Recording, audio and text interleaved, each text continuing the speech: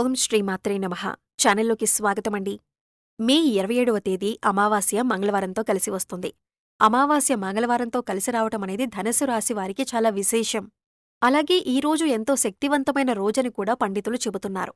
అయితే అంతటి విశేషమైన రోజున ఈ రాశివారు ఏ పనులు చేయటం వల్ల మీలో ఉన్న నెగటివ్ ఎనర్జీ తొలగిపోయి, విశేషమైన ధనలాభం కలిగి మీకున్న ఆర్థిక కష్టాలు తొలగిపోతాయి అనే అంశాలతో పాటుగా స్నానం చేసే నీటిలో ఏం కలుపుకోవాలి, ఆ పదార్థాలు ఎందుకు కలుపుకోవాలి అనే అంశాలను ఈ వీడియోలో మనం వివరంగా తెలుసుకుందాం.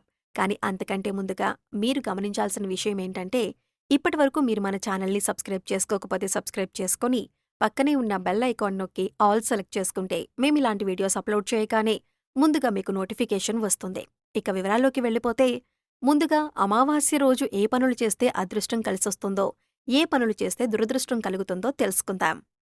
అమావాస్య చాలా శక్తివంతమైంది. అమావాస్య రోజు కొన్ని పనులు చేస్తే అదృష్టం బాగా కలిసొస్తుంది. అమావాస్య రోజు ఎవరైనా సరే సూర్యోదయానికి పూర్వమే తలస్నానం చేయాలి. తలంటూ స్నానం చేయకూడదు. తలస్నానం అంటే కేవలం నీళ్లు తలమీద పోసుకుని తలస్నానం చేయాలి. ఈ తలస్నానం చేస్తే చాలా మంచిదే. అమావాస్య రోజు మధ్యాహ్నం పూట నిద్రపోకూడదు. మధ్యాహ్నం పూట నిద్రపోతే దరిద్రం చుట్టుకుంటుంది. ఈ రోజు విశేషంగా లక్ష్మీ పూజ చెయ్యాలి. అమావాస్య రోజు చేసే లక్ష్మీ పూజను ఐశ్వర్య లక్ష్మీ పూజ అంటారు. ఈ పూజ చేయటం వల్ల ఆర్థిక సమస్యలన్నీ తొలగిపోతాయి. అమావాస్య సందర్భంగా అన్నదానం చేసినా, వస్త్రదానం చేసినా విశేషమైన శుభఫలితాలు కలుగుతాయి. అలాగే అమావాస్య సందర్భంగా ఎవరైనా సరే ఎడమకాలికి నల్లదారం కట్టుకుంటే చాలా మంచిది. అమావాస్య రోజు ఎడమకాలికి నల్లదారం కట్టుకుంటే ఎదుటివాళ్ల ఏడుపులేవి మీ మీద పనిచేయవు. నరదృష్టి ఉండదు, నరపీడ ఉండదు, శత్రుబాధలు తొలగిపోతాయి. ఎడమకాలికి నల్లదారం అమావాస్య రోజు కట్టుకోవాలి. అలా కట్టుకున్నట్లయితే మీకున్నటువంటి దిష్టిదోషం మొత్తం తొలగింపజేసుకోవచ్చు. అలాగే అమావాస్య రోజు రాత్రిపూట భోజనం చేయకూడదు, ఉపవాసం ఉండాలి. కేవలం పళ్ళు, పాలు మాత్రమే ఆహారంగా స్వీకరిస్తే చాలా మంచిది. అలాగే అమావాస్య అంటే సూర్యుడికి చాలా ఇష్టమైన రోజు. అందుకే ఎవరైనా సరే అమావాస్య సందర్భంగా సూర్యుడికి ఆర్ఘ్యమిస్తే, అంటే సూర్యుడికి నీటిని సమర్పిస్తే జాతక దోషాలు తొలగిపోతాయి. అంటే రాగి చెంబులో నీళ్లు తీసుకొని ఆ నీళ్లల్లో ఎర్ర పుష్పం, చిటికెడు కుంకుమ పువ్వు, కొద్దిగా గంధం కలిపి తూర్పువైపు తిరిగి ఓం సవిత్రే నమః అంటూ 12 సార్లు జపించి సూర్యభగవానుడికి ఆర్ఘ్యమిచ్చినట్లయితే విశేషమైన ఫలితాలు కలుగుతాయి. అమావాస్య సూర్యనారాయణమూర్తి పుట్టినరోజు కాబట్టి సూర్యుడి అనుగ్రహం వల్ల సకల శుభాలు కలుగుతాయి. అలాగే పితృదోషాలు, పితృశాపాలు తొలగిపోవటానికి అమావాస్య రోజు ఒక ప్రత్యేకమైన విధి విధానం పాటించాలి. మీకు దగ్గరలో రావి చెట్టు ఉన్నట్లయితే రావి చెట్టు దగ్గరికి వెళ్లి రావి చెట్టు మొదట్లో ఆవాల నూనె అంటే మస్టర్డ్ ఆయిల్ ప్రమిదలో పోసి 8 ఒత్తులు విడిగా వేసి దీపాన్ని వెలిగించాలి. అమావాస్య రోజు ఎవరైతే రావి చెట్టు దగ్గర ఆవాల నూనె దీపం పెడతారో వాళ్లకున్నటువంటి పితృదోషాలు, పితృశాపాలు తొలగిపోతాయి. అలాగే అమావాస్య సందర్భంగా నవధాన్యాలకు సంబంధించిన ఒక ప్రత్యేకమైన పరిహారం పాటిస్తే లక్ష్మీ కటాక్షం చాలా సులభంగా కలుగుతుంది. నవధాన్యాలు అమావాస్య రోజు నానబెట్టి వాటిని లక్ష్మీదేవికి నైవేద్యంగా సమర్పించి ఆ తరువాత ఆ నవధాన్యాలు ఎక్కడైనా పరిశుభ్రమైన ప్రదేశంలో చల్లాలి. కొన్ని రోజుల తర్వాత ఆ నవధాన్యాలకు మొలకలు వచ్చాక ఆ మొలకలు వచ్చిన నవధాన్యాలు గోవుకాహారంగా తినిపించాలి. అమావాస్య రోజు నవధాన్యాల పరిహారం పాటించటం ద్వారా ఆర్థిక ఇబ్బందుల నుంచి సులభంగా బయటపడవచ్చు. అమావాస్య సందర్భంగా ఈ ప్రత్యేకమైన విధి విధానాలు పాటించండి. అమావాస్య రోజు కామ్యకర్మలేవి చేయకూడదు. అంటే కోరిక కోరుకుని చేసేటటువంటి కార్యక్రమాలేవీ కూడా చేయకూడదు. అయితే దానాలు చేయటం, నువ్వులు నీళ్లల్లో వేసి దక్షిణ దిక్కుకు తిరిగి పితృదేవతలకు తర్పణాలు ఇవ్వటం లాంటివి చేస్తే పితృదోషాలు తొలగిపోతాయి. అమావాస్య రోజు అద్భుతమైన శుభఫలితాలు సిద్ధింపచేసుకోవచ్చు.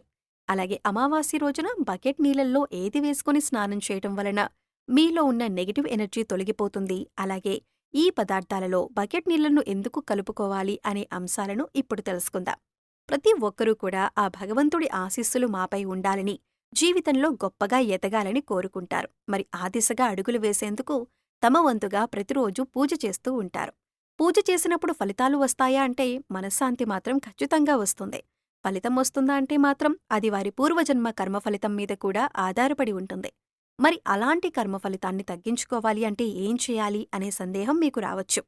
మనం ఏదైనా పని చేస్తున్నామంటే అది ఎందుకు చేస్తున్నాం అని తెలుసుకుని చేస్తే మాత్రం దానికి ఖచ్చితమైన ఫలితాలు దొరుకుతాయి. ఈ మాట సాక్షాత్తు వేద పండితులు చెబుతున్నారు. ఇంతటి విశేషమైన రోజున ఈ చిన్న పరిహారం చేసినట్లయితే కనుక లక్ష్మీ కటాక్షం కారణంగా దారిద్ర్య బాధలు తొలగిపోయి సిరి సంపదలు చేకూరుతాయి. చూడటానికి ఈ పరిహారాలు తేలిగ్గా అనిపించవచ్చు, కానీ వీటి ఫలితాలు మాత్రం చాలా గొప్పగా ఉంటాయి. ఇందుకోసం మీకు ముఖ్యంగా కావాల్సింది నమ్మకం, అలాగే ఈ పరిహారం మనకి పనిచేస్తుంది, కష్టాల నుంచి బయటపడేస్తుంది అనే విశ్వాసం. పరిహారంలో భాగంగా ముందు స్నానం చేసే నీటిలో ఏమేమి కలుపుకుంటే మీకు లక్ష్మీదేవి అనుగ్రహంతో సిరి సంపదలు పొందుతారో చూద్దాం. అంతేకాదు వాటిని ఎందుకు కలుపుకోవాలి అనే విషయాన్ని కూడా తెలుసుకుందాం. ఈ సృష్టిలో ప్రతి ఒక్క పదార్థానికి కూడా ఒక ప్రత్యేకత ఉంటుంది. అంతేకాదు మనం కనుక మనసులో బలంగా సంకల్పించుకుంటే ఆ పదార్థంలో ఉన్న గుణం ప్రత్యేకమైన పదార్థాలతో చేర్చి ఉపయోగించటం వల్ల మన సంకల్పాన్ని భగవంతునికి చేరవేస్తుంది. కానీ ఈ పరిహారాలు తేలిగ్గా ఉన్నాయి కదా చేసేద్దాం అని చేయటం కాదు, మనస్ఫూర్తిగా నమ్మి చెయ్యాలి. అప్పుడే మీకు సత్ఫలితాలు వస్తాయి. ఇక ఇంతటి విశిష్టమైన అమావాస్య రోజు ఈ రాశివారు ఉదయాన్నే నిద్రలేచి చక్కగా స్నానం చేయండి. అలాగే స్నానం చేసే నీటిలో ఒక తమలపాకు, కొద్దిగా రాళ్లుప్పు, అలాగే 2 హారతి కర్పూరం బిళ్లలను వేసి పొడి చేసుకుని ఇవన్నీ నీళ్లలో కలుపుకొని స్నానం చేయాలి. ఈ నీళ్లతో పిల్లలు ఇంకా పెద్దవాళ్లు కూడా స్నానం చేయవచ్చు. తమలపాకులు అంటే శుభసూచకం, అలాగే భగవంతుడికి ఎంతో ఇష్టం.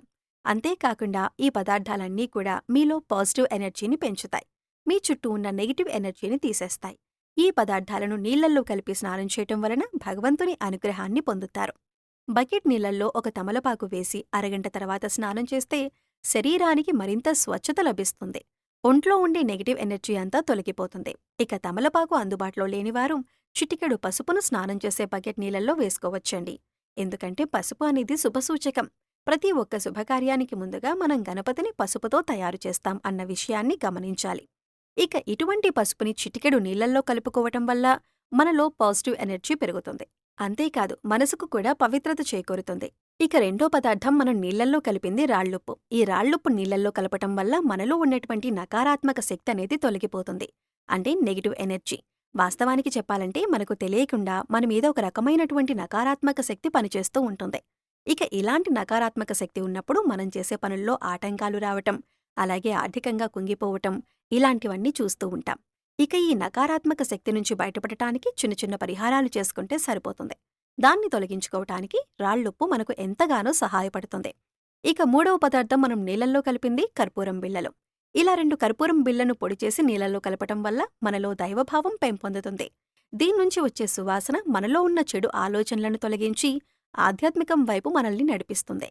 సో చూశారు కదండి, మే 27వ తేదీ మంగళవారం అమావాస్యతో కలిసి వచ్చిన రోజున ఈ రాశివారు ఏ చిన్న పరిహారం చేయటం వల్ల వారి జీవితంలో ఉండే కష్టాలు, నష్టాలు అన్నీ తొలగిపోతాయి అనే అంశాలతో పాటుగా అమావాస్య రోజు స్నానం చేసే బకెట్ నీటిలో ఏది కలుపుకుని స్నానం చేయటం వల్ల నెగిటివ్ ఎనర్జీ తొలగిపోయి ఆర్థికంగా అభివృద్ధి చెందుతారు అనే అంశాలను ఈ వీడియోలో మనం వివరంగా తెలుసుకున్నాం కదా. ఈ వీడియో నచ్చినట్లయితే ఖచ్చితంగా ఒక లైక్ చేయండి. అలాగే మీ ఫ్రెండ్స్ అండ్ ఫ్యామిలీ మెంబర్స్లో ధనుస్సు రాశివారు ఎవరైనా ఉంటే వారితో ఈ వీడియోని షేర్ చేసుకోండి. అలాగే ఇప్పటివరకు మన ఛానల్ని సబ్స్క్రైబ్ చేసుకోకపోతే సబ్స్క్రైబ్ చేసుకొని పక్కనే ఉన్న బెల్ ఐకాన్ నొక్కి ఆల్ సెలెక్ట్ చేసుకుంటే మేమిలాంటి వీడియోస్ అప్లోడ్ చేయగానే ముందుగా మీకు నోటిఫికేషన్ వస్తుంది. మరో చక్కటి వీడియోతో మళ్ళీ కలుద్దామండి.